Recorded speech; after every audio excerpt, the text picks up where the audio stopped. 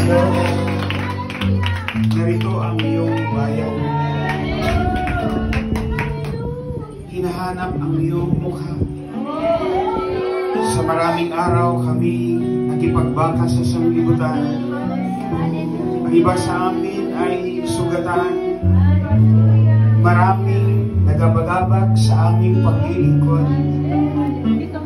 Ngunit pinagtagumpay mo ang araw na ito.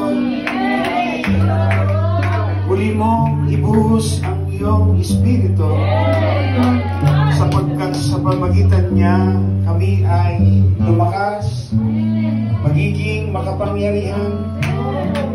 Bagamat kami tao, ngunit aming mapagtagumpayan ang laban ng aming pananampalataya. Sa kapanin mo ang iyong lingkod, nagdarating sa amin ang iyong mga salita. Magpayo ka, maggabay ka, mag-aliw ka sa amin.